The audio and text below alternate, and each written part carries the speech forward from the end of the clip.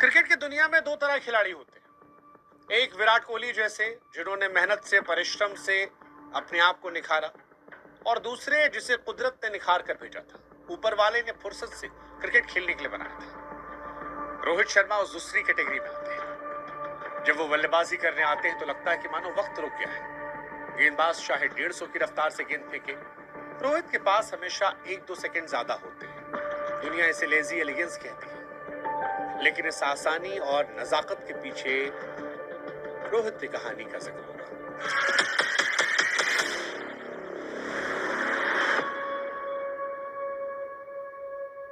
भारत ने 17 साल बाद जब T20 वर्ल्ड कप जीता था तो रोहित जमीन पर लेटे थे, हथेलियों से जमीन को पीट रहे थे। उनकी आंखों में आंसू बह रहे थे। ये आंसू 17 साल के तब के थे। ये आंसू 2011 के दर्द के थे जब टीम से निकाला गया था। 2023 की हार के थे जो उसने अंदर से तोड़ा था। उन आलोचकों के मुंह पर तमाचे के तौर पर थे जिन्होंने उन्हें मोटा, वड़ा पाव, अनफिट कहा था। और इसीलिए आज कहानी रोहित शर्मा की सिर्फ वो कहानी नहीं जो उनके छक्कों और शतकों की है, उनके दोहरे शतकों की है। ये कहानी एक ऐसे लड़के की है जिसके पास स्कूल की फीस भरने के पैसे नहीं थे, लेकिन जिसकी आंखों में सपने इतने महंगे थे कि आज दुनिया हिटमैन के नाम सलाम करती है। इस कहानी की शुरुआत करें उससे पहले हमारी आपसे गुजारिश है कि अगर अब तक आपने क्रिकेट बुक को सब्सक्राइब नहीं किया है तो वीडियो को पॉज कीजिए, हमें सब्सक्राइब कीजिए ताकि ऐसी और कहानियां आपको सुनाई पड़ सके। अब शुरू से रोहित शर्मा की कहानी को शुरू करते हैं।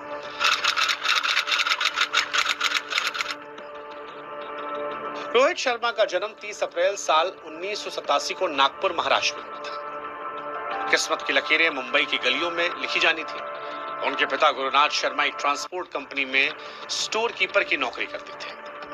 आमदनी इतनी कम थी कि घर का खर्च मुश्किल से चल रहा था। एक कमरे घर, परिवार की जरूरतें ज्यादा। हालात ये थे कि रोहित के माता पिता अपने ही बच्चे को अपने पास रखकर नहीं पाल सकते थे। मजबूरी में रोहित को उनके दादा दादी और चाचा के पास मुंबई के बोरीवली इलाके भेजा गया। रोहित अपने माता पिता से मिलने के लिए तरस जाया करते थे। हफ्ते में एक दिन शनिवार या रविवार को अपने पापा मम्मी के पास डोंबिवली जाते थे। अब आप सोचिए कि उस बच्चे के मन पे क्या गुजरती होगी जो अपने माँ बाप के साथ रहना चाहता था, लेकिन गरीबी की दीवार ने दूर किया था।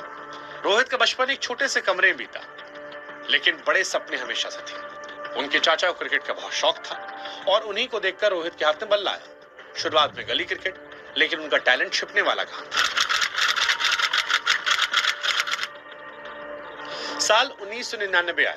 रोहित की उम्र करीब 12 साल थी। बोरीवली के एक समर कैंप में हिस्सा लिया।